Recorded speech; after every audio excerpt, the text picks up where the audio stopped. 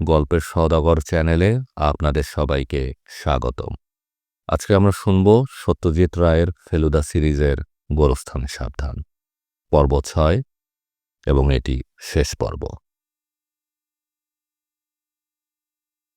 কি গোরস্থানে মিডনাইট তো তার একটা বিশেষ আছে, কোথায় যেন পড়িছি। তখনই ভূত বেরোয়। লালমোহনবাবু কয়েকবার এক্স এক্স বলে শেষের বার এক্সের শটাকে সাপের মতো কিছুক্ষণ টেনে চুপ করে গেলেন।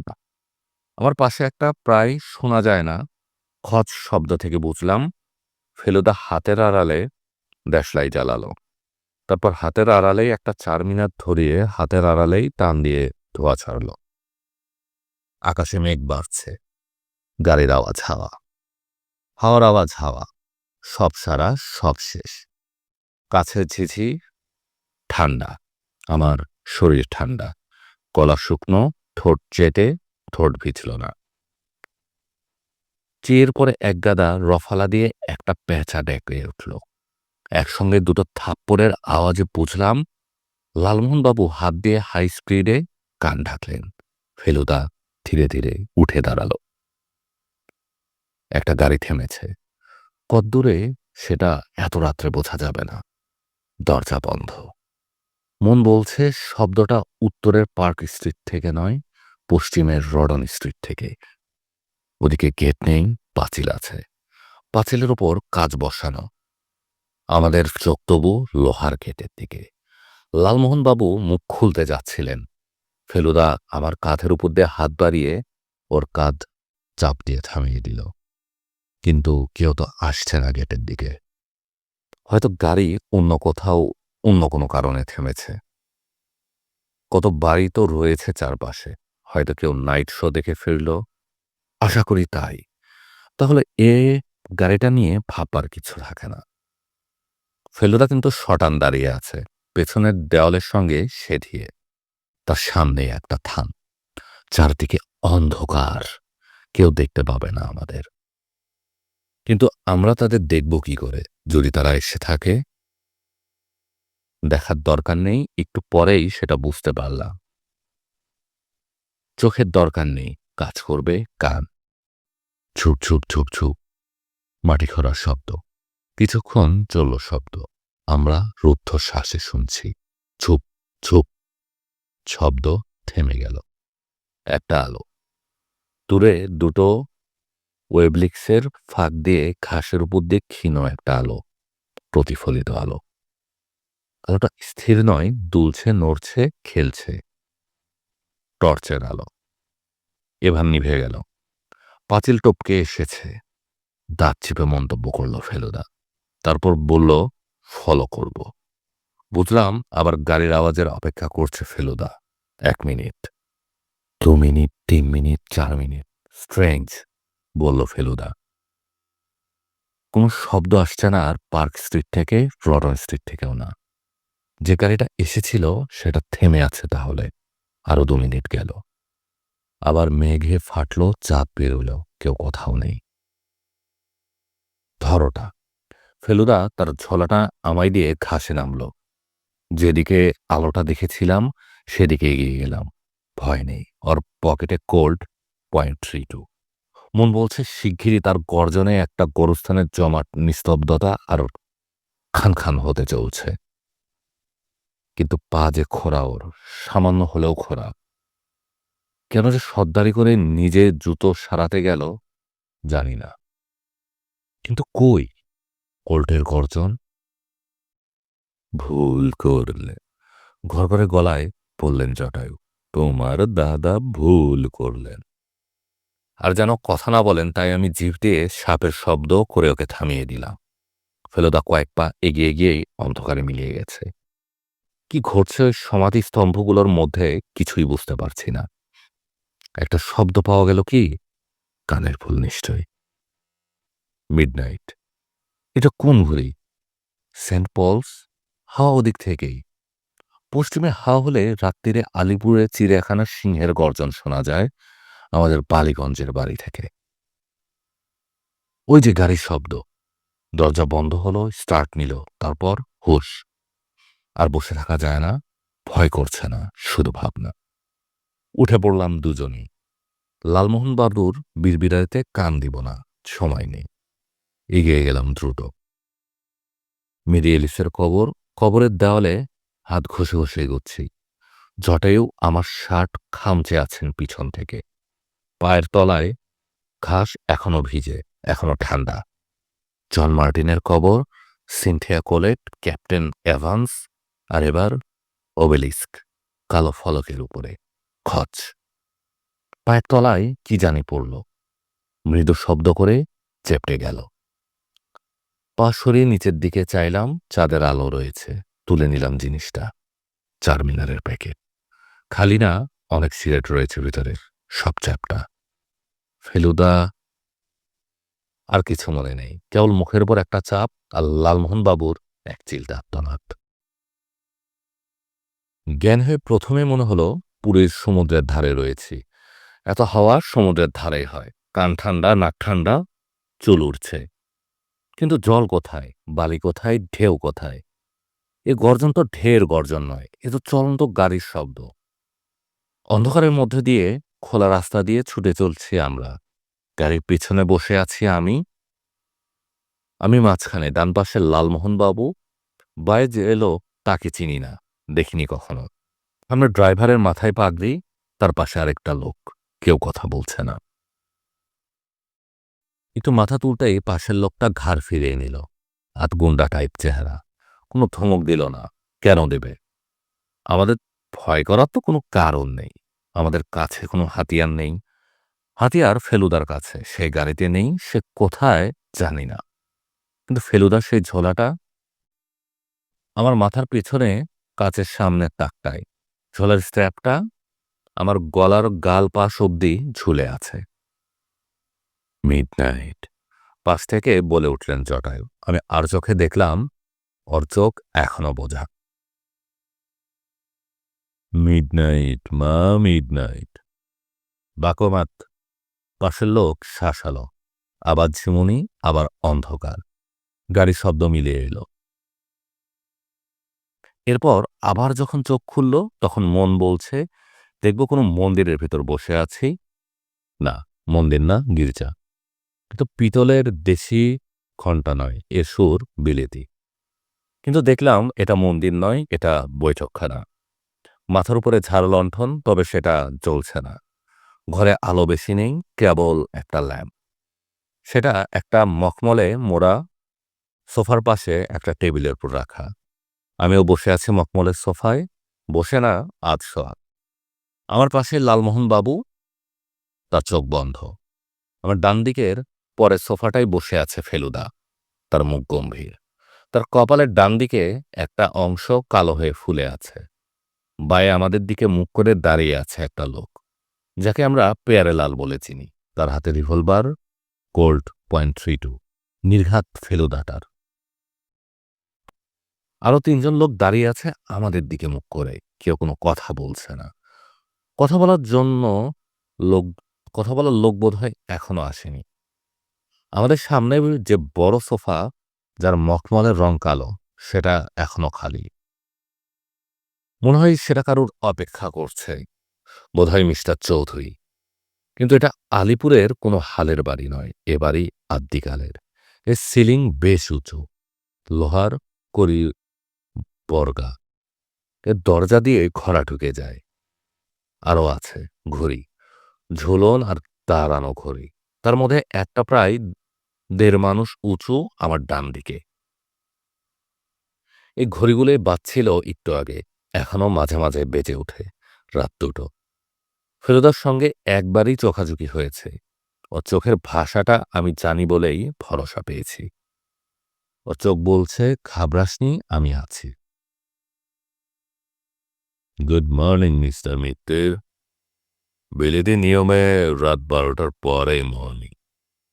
ভদ্রলোককে দেখতে পাইনি, কারণ ল্যাম্পের ঠিক পেছন দিকে দরজা দিয়ে ঢুকছেন। এখনো মখমল। আগেরবার যা দেখেছিলাম তার চেয়েও বেশি। না হবার কোনো কারণ নেই। এখন উনি আপ, ফেলুদা ডাউন। ওতে কে আছে পেয়ারেলাল? ওটা সার্চ করা হয়েছে ভালো করে? ভদ্রলোকের চোখ গেছে ফেলুদার ছোলার দিকে।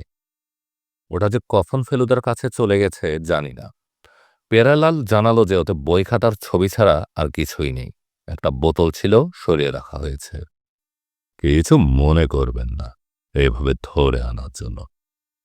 গলায় একটু বেশি পালিশ দিয়ে ফেলুদাকে উদ্দেশ্য করে কথাটা বললেন মিস্টার চৌধুরী। ভাবলাম পেরিক্যাল রিপিটারটার সম্পর্কে যখন আপনার এতই কৌতূহল, তখন জিনিসটা আমার হাতে এসে পড়ার মুহূর্তে আপনি থাকলে হয়তো খুশি হবেন। ক্যা বলবন্ত, সাফা হুয়া ক্যা ঘড়ি? একজন ভৃত্য মাথা নেড়ে বলল, ঘড়ি সাফা হয়ে এলো, এক্ষুনি আসবে। 200 ইয়ার্স গ্রেভের মধ্যে পড়েছিল, বললেন মিস্টার চৌধুরী। উইলিয়াম এ কথাটা আমাকে আগে বলেনি। বলেছে তার কাছে পেরিগেল ঘড়ি আছে, অথচ আনবো আনবো করে দেরি করছে। তারপর চাপ দিতে বলল ঘড়ি আছে মাটির নিচে, তাই দেরি হচ্ছে। ডেড বডির পাশে পড়েছিল বললাম, বুরুজ দিয়ে ঝাড়ন দিয়ে সাফা না করে আমার কাছে আনবে না। ডেটলের পৌঁছে দিয়ে দেওয়ার কথাও বলেছি। ফেলুদা শটান হয়ে আছে মিস্টার চৌধুরীর দিকে। মুখ দেখে তার মনের ভাব বোঝার উপায় নেই। আমাদের ক্লোরোফর্ম দিয়ে অজ্ঞান করেছিল ওকে মাথায় বাড়ি দিয়ে। আপনি থেকে জানলেন এ ঘড়ির কথা মিস্টার মিস্টার? প্রশ্ন করলেন মহাদেব চৌধুরী। 19 শতাব্দীর একটা ডায়েরি থেকে, যার ঘড়ি তার মেয়ের ডায়েরি। ডায়েরি? চিঠি না, না ডায়েরি। মিস্টার চৌধুরী তার বিলেতি সিগারেটের প্যাকেটটা বার করছেন পকেট থেকে, আর সেই সঙ্গে সোনার লাইটার আর সোনার হোল্ডার। আপনার সঙ্গে উইলিয়ামের পরিচয় নেই? হোল্ডারে সিগারেট ঢোকালেন মিস্টার চৌধুরী। উইলিয়াম নামে আমি কাউকে চিনি না। ফস করে মিস্টার চৌধুরীর ডানহিল লাইটার জ্বলে উঠল। তাহলে ওই ডায়েরি পড়েই আপনার ঘড়িটার উপর লোভ হয়েছিল? লোভ জিনিসটা তো আপনার একচেটিয়া মিস্টার চৌধুরী। মখমলের উপর মেঘের ছায়া, 2 আঙ্গুলে ধরা হোল্ডারটা ঈষৎ কাঁপছে। আপনি মুখ সামলে কথা বলবেন মিস্টার মিঠের। সত্য কথা বলতে আমি মুখ সামলাই না মিস্টার চৌধুরী। আমার উদ্দেশ্য ছিল ঘড়ি যাতে গডউইনের কবরেই থাকে, আপনার মতো লোকের হাতে। ফেলুদার কথা শেষ হলো না। একজন লোক হাতে একটা সিল্কের রুমালের উপর একটা জিনিস এনে মিস্টার চৌধুরীকে দিল। চৌধুরী জিনিসটা হাতে তুলে নেবার সঙ্গে সঙ্গে আমার পাশ থেকে একটা বঙ্গানির শব্দ উঠল। ও, লালমোহনবাবুর জ্ঞান হয়েছে, আর হয়েই মিস্টার চৌধুরীর হাতের জিনিসটাকে দেখছেন। জিনিসটা তিনি খুব ভালো করেই চিনেন। মিস্টার চৌধুরীর অবস্থা যে কি হলো সেটা আমার পক্ষে লিখে বোঝানো খুব মুশকিল। ফেলুদাকে বলতে শুনেছি যে গানের 7 সুর আর রামধনুর 7 রঙের মধ্যে একটা সম্পর্ক আছে, কিন্তু একটা মানুষের গলায় আর মুখে এত কম সময়ে এত রকম সুর আর এত রকম রং খেলতে পারে সেটা ভাবতে পারিনি। গালাগাল যা বেরোলো মানুষটার মুখ দিয়ে সেটা শোনা যায় না, বলা যায় না, লেখা যায় না। ফেলুদা অবশ্য নির্বিকার। আমি বুঝতে পারছি এটা তারই কীর্তি। কাল যখন দুপুরে 10 মিনিটের জন্য সে গোরস্থানে ঢুকেছিল, তখনই সে কাজটা করে এসেছে। কিন্তু আসল ঘড়ি কি তাহলে নেই? কুকি-এলবির ঘড়িটাকে মিস্টার চৌধুরী উন্মাদের মতো ছুঁড়ে ফেলে দিলেন তার ডান পাশে খালি সোফাটার দিকে। আর তারপরে তিনি হুঙ্কার দিয়ে উঠলেন, উইলিয়াম সাবকো বোলাও, আর ও রিভলভার দাও হামকো। পেরেলাল রিভলভারটা মিস্টার চৌধুরীর হাতে দিয়ে বেরিয়ে গেল ঘর থেকে। মিস্টার চৌধুরী 2-1 বার স্ক্রাউন্ডেল ইত্যাদি বলে সোফা ছেড়ে অত্যন্ত অসহিষ্ণুভাবে পায়চারি শুরু করলেন। এবার পেয়ারেলাল সে পেছনের দরজাটা দিয়ে আরেকটা লোককে সঙ্গে করে নিয়ে ঢুকল। আবছা অন্ধকারে দেখলাম কাঁধ অবধি লম্বা মাথার চুল, আর ঠোঁটের দুপাশে ঝুলে থাকা গোঁফ, পরনের শার্ট প্যান্ট আর সুতির কোট। কি ঘড়ি তুমি নিয়ে এসেছ, তুমি কবর খুলে? বজ্রগম্ভীর গলায় প্রশ্ন করলেন মিস্টার চৌধুরী। তিনি আবার সোফায় গিয়ে বসেছেন, তার হাতে এখনও রিভলভার, দৃষ্টি এখনও ফেলুদার দিকে। যা পেয়েছি তাই এনেছি মিস্টার চৌধুরী, আগন্তক কাতর স্বরে জবাব দিল। আপনাকে ঠকিয়ে কি আমি পার পাবো? আপনি এত বড় এক্সপার্ট। তাহলে সে চিঠির কথা কি মিথ্যে? ঘর কাঁপিয়ে প্রশ্ন করলেন মহাদেব চৌধুরী। তা কি করে জানবো মিস্টার চৌধুরী? ওটার উপর ভরসা করেই তো সবকিছু। এই তো সেই চিঠি, দেখুন না। আগন্তুক একটা পুরান চিঠি বার করে মিস্টার চৌধুরীর হাতে দিল। চৌধুরী সেটাই চোখ বুলিয়ে বিরক্তভাবে সেটাকেও ছুঁড়ে ফেলে দিল পাশের সোফার উপর। আর ঠিক সেই সময়ই হেসে উঠল ফেলুদা, প্রাণখোলা হাসি। এমন হাসি ওকে অনেকদিন হাসতে দেখিনি। হাসিও কি পেলেন মিস্টার মিত্রের? গর্জন করে উঠলেন মহাদেব চৌধুরী। কোনোমতে হাসিটাকে একটু চেপে ফেলুদা উত্তর দিল, আপনার এত নাটকীয় আয়োজন সব ভেস্তে গেল দেখে হাসি পেল মিস্টার চৌধুরী। চৌধুরী রিভলভার হাতে আবার সোফা ছেড়ে উঠে পুরো কার্পেটের উপর দিয়ে নিঃশব্দে হেঁটে এগিয়ে গেলেন ফেলুদার দিকে। আমাদের নাটক কি শেষ হয়ে গেছেন ভাবছেন মিস্টার মিত্তির? আসল ঘড়ি যে আপনার কাছে নেই তার কি বিশ্বাস? আপনি তো গোরস্থানে অনেকবার গেছেন। মিস্টার উইলিয়ামের আগে আপনি পৌঁছেছেন। আপনার কাছে ঘড়ি থাকলে সে ঘড়ি হাত না করে কি আমি ছাড়ব? আপনি যেখানে লুকিয়ে এসেছেন সেখান থেকে আপনাকে বের করে দিতে হবে মিস্টার মিত্তির। আর ঘড়ি যদি নাও থেকে থাকে, এই চিঠি যদি মিথ্যে হয়ে থাকে, তাহলেও যে আমি আপনাকে ছেড়ে দিব এটা কি করে ভাবছেন?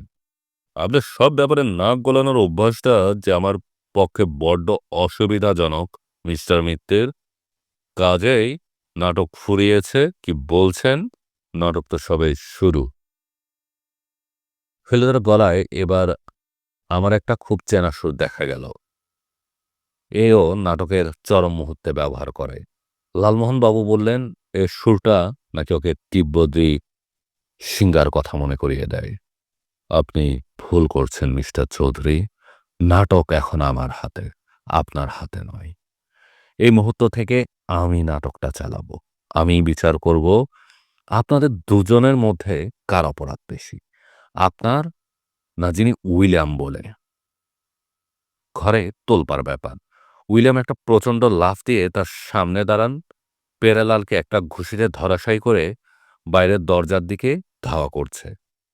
চৌধুরীর রিভলভারের গুলি তাকে হাত দুয়েকের জন্য মিস করে দরজার বাঁ দিকে একটা দাঁড়ানো ঘড়ির কাচের ডায়াল খান খান করে দিল।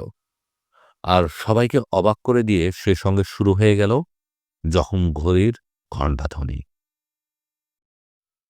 মিস্টার উইলিয়ামকে ধরতে আরও দুজন লোক ছুটছে, কিন্তু তারা বেশি দূরে যেতে পারল না। তাদের পথ আটকিয়েছে কয়েকজন সশস্ত্র লোক। তারা এবার উইলিয়াম সমেত সকলকে নিয়ে এসে বৈঠকখানায় এসে ঢুকল। সামনের ভদ্রলোককে দেখে বলে দিতে হয় না ইনি একজন পুলিশ ইন্সপেক্টর। সঙ্গে আরও ৫ জন পুলিশ, কনস্টেবল ইত্যাদি। আর সবার পিছন দিয়ে সাগ্রহে উকি দিচ্ছেন লালমোহনবাবুর ড্রাইভার হরিপদ দত্ত। সাবাস হরিপদবাবু, বললেন ফেলুদা। আপনি তো ফেলু মিত্তির। ঠিক লোকের দিকে চেয়েই প্রশ্নটা করলেন ইন্সপেক্টর মশাই। কি ব্যাপার বলুন তো? মিস্টার চৌধুরীকে তো চিনি, কিন্তু ইনিকে যিনি পালাচ্ছিলেন। ফেলুদা এর উত্তর দেবার আগে হতভম্ব মহাদেব চৌধুরীর হাত থেকে নিজের রিভলভারটি অনায়াসে বার করে নিয়ে বলল, থ্যাংক ইউ মিস্টার চৌধুরী। এবার আপনি কাইন্ডলি আপনার নিজের জায়গায় গিয়ে বসুন তো। নাটকের বাকি অংশটা দেখার সুবিধা হবে। আর তাছাড়া আপনাকে কালো মকমকলে মানায় ভালো। আর মিস্টার উইলিয়াম, ফেলুদার দৃষ্টি ঘুরে গেছে। আপনার চুল আর গোঁফটাতে কিন্তু আপনাকে হুবহু আপনার প্রপিতামহের মতো দেখাচ্ছে। ও দুটো খুলবেন কি দয়া করে? পুলিশ টান দিতেই উইলিয়ামের গোঁফ আর পরচুলা খুলে এলো। আর অবাক হয়ে দেখলাম উইলিয়ামের জায়গায় দাঁড়িয়ে আছেন নরেন বিশ্বাসের ভাই গিরিন বিশ্বাস। এবার বলুন তো মিস্টার বিশ্বাস, বলল ফেলুদা, আপনার পুরো নামটা কি? কেন, আমার নাম আপনি জানেন না? আপনার এখন দুটো নাম জানা যাচ্ছে। এ দুটো জুড়েই বোধহয় আপনার আসল নাম, তাই না? উইলিয়াম গিরীন্দ্রনাথ বিশ্বাস, তাই না? অন্তত প্রেসিডেন্সি প্রেসিডেন্সি কলেজ ম্যাগাজিনে গোল্ড মেডেলিস্টের তালিকায় তো তাই বলছে। আর আপনার ভাইয়ের নাম বলছে মাইকেল নরেন্দ্রনাথ বিশ্বাস। ভিজিটিং কার্ডের এমটা হয়ে যাচ্ছে মাইকেল, তাই না? আপনারা বাংলা নাম ব্যবহার করতেন বলেই বোধহয় নরেনবাবু ভিজিটিং কার্ডে এমএন না ছেপে এনএম ছেপেছিলেন, তাই না? গ্রিনবাবু চুপ। বোঝাই যাচ্ছে ফেলুদা ঠিকই বলেছে। আপনার দাদা আপনাকে কি বলে ডাকেন মিস্টার বিশ্বাস? তাতে আপনার কি প্রয়োজন? আপনি যখন বলবেন না তখন আমিই বলছি। উইল, উইল বলে ডাকেন আপনার দাদা। হাসপাতালে জ্ঞান হবার পর তিনি আপনার নাম উচ্চারণ করেছিলেন দুবার, তাই না?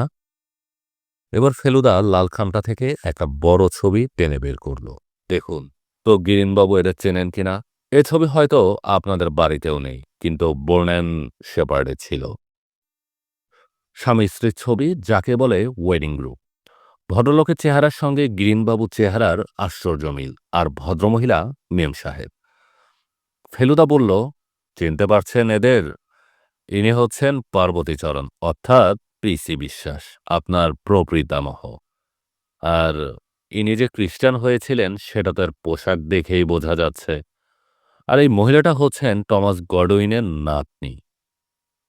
ওই চিঠিটা যিনি লিখেছেন তিনি ভিক্টোরিয়া গডউইন।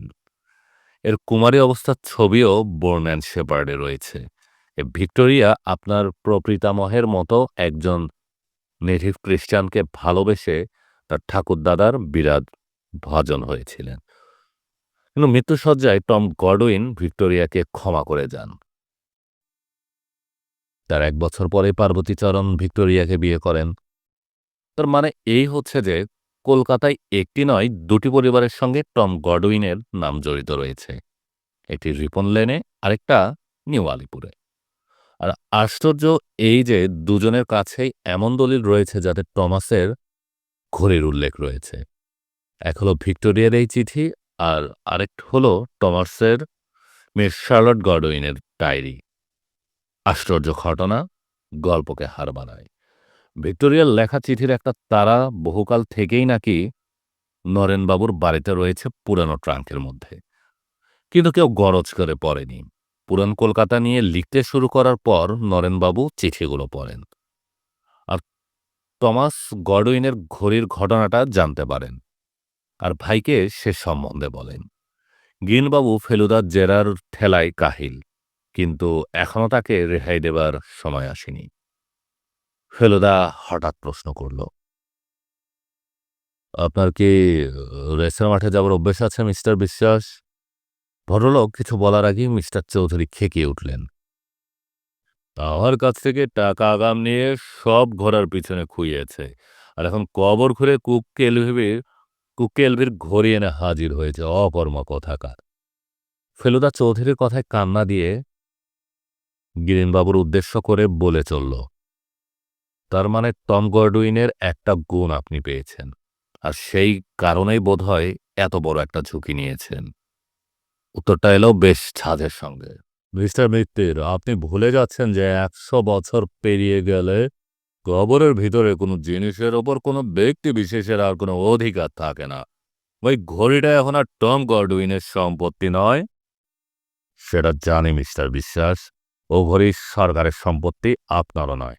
কিন্তু কথাটা হচ্ছে, আপনার অপরাধ তো শুধু ঘড়ি চুরির চেষ্টা নয়, অন্য অপরাধও যে আছে। কি অপরাধ? দিন বিশ্বাস এখনো একগুঁয়ে ভাব করে চেয়ে আছেন ফেলুদার দিকে। এবার ফেলুদা তার পকেট থেকে ছোট্ট একটা জিনিস বের করল। দেখি তো এই বোতামটা আপনার ওই কোটটা থেকে পড়েছে কিনা, যে কোটটা আপনি দুদিন আগে হংকং লন্ডি থেকে নিয়ে এলেন। ফেলুদা বোতাম নিয়ে এগিয়ে গেল। এই দেখুন, মিলে যাচ্ছে। তাতে কি প্রমাণ হলো? প্রশ্ন করলেন গিরিনবাবু। এটা খুলে পড়ে যায় গোরস্থানে। আমি তো অস্বীকার করছি না যে সেখানে গিয়েছিলাম না। আমি যদি বলি এটা আপনার কোট নয়, আপনার দাদার কোট, তাহলে স্বীকার করবেন কি?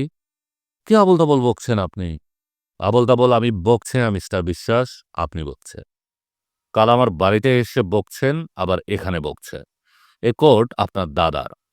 এটা পরে তিনি গোরস্থানে গিয়েছিলেন সেই ঝড়ের দিন। গিয়ে দেখেন গডউইনের কবর খোঁড়া হচ্ছে, আপনি রয়েছেন। তিনি আপনাকে বাধা দিতে যান।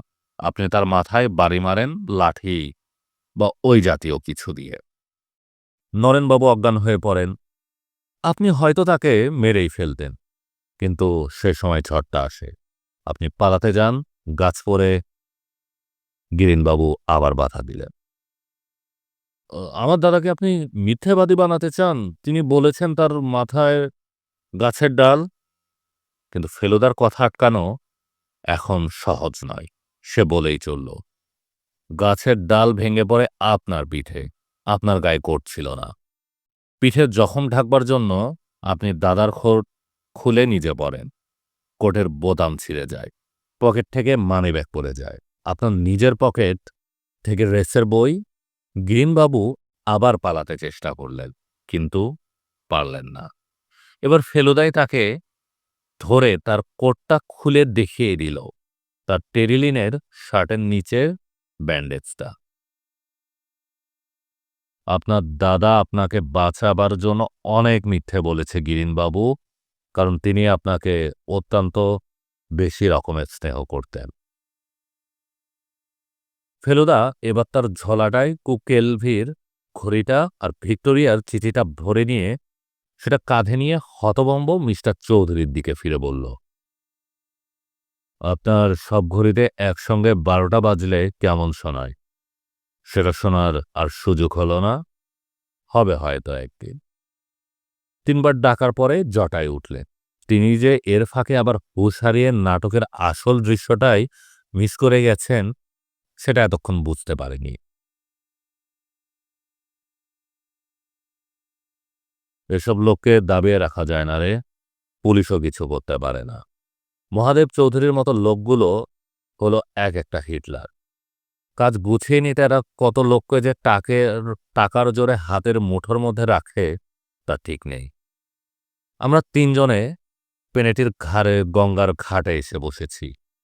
চৌধুরীর বাড়ি থেকে মিনিট 5 পথ এই ঘাট। পূর্ব আকাশের রং দেখে মনে হচ্ছে সূর্য উঠল বলে। হরিপদবাবু অক্ষরে অক্ষরে ফেলুদার নির্দেশ পালন না করলে আজ আমাদের কি দশা হতো জানি না।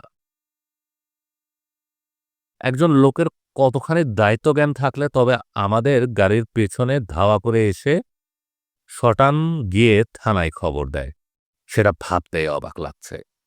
লালমোহন বাবু হরিপদ বাবুরই এনে দেওয়া ভাঁড়ের চায়ে একটা চুমুক দিয়ে বললেন, গাড়ি কেনার ফলটা আশা করি পেলেন? মোক্ষমভাবে বলল ফেলুদা। আপনার গাড়ির উপর অনেক অত্যাচার হয়েছে এই 3 দিনে। আর শহরে ফিরে 2টো জায়গায় যাবার পর আর বেশ কিছুদিন ও গাড়ির উপর জুলুম করব না। 2টো জায়গা মানে? এক হলো নরেনবাবুর বাড়ি, তাকে খবরটা আর সেই সঙ্গে চিঠিটা ফেরত দেওয়া দরকার। আর দ্বিতীয় সাউথ পার্ক স্ট্রিট গোরস্থান। আ আবার কি সাবধানে পা ফেলতে হচ্ছে জানিস তো সে, এর জন্য জুত করে লড়তে পারলাম না লোকগুলোর সঙ্গে। ফেলুদা তার বা পায়ের হান্টিং বুটটা খুলে তার ভেতরে হাত ঢুকিয়ে প্রথম বার করল তার তৈরি করা ফলস শুকতলা, যার তলার ক্ষোভ, যার তলার মধ্যে তুলোর মোড়কে লুকিয়ে আছে আশ্চর্য একটা জিনিস।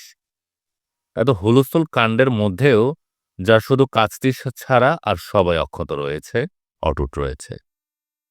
এটা যথাস্থানে ফেরত দিতে হবে না?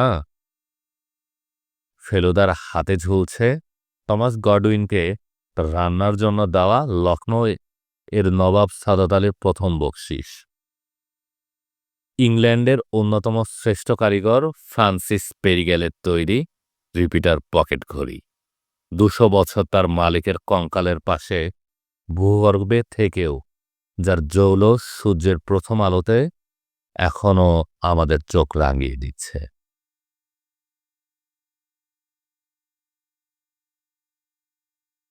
আপনারা শুনছিলেন সত্যজিৎ রায়ের ফেলুদা সিরিজ অবলম্বনে গোরস্থানে সাবধান, পর্ব 6, এবং এটি ছিল শেষ পর্ব। গল্পটি ভালো লেগে থাকলে আমাদের গল্পের সওদাগর চ্যানেলটি সাবস্ক্রাইব করুন, লাইক শেয়ার করে সাথে থাকুন, পাশে থাকুন, গল্প শুনুন।